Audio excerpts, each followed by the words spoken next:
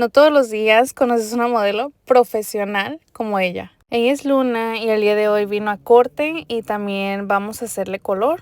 Rosa, obvio, muy de mujeres. Y su mamá quiso que nada más se lo aplicáramos en las orejas y en la cola. Y la verdad me encanta cuando piden color en estas áreas porque siento que se ve muy bonito en lo personal. Apenas la bañamos y la verdad ya parece otro perro. Y bueno, como pueden ver, ya venía con hoyitos en el manto, en las patas más que nada. Así que vamos a hacerle el mismo estilo que siempre piden, pero más cortito.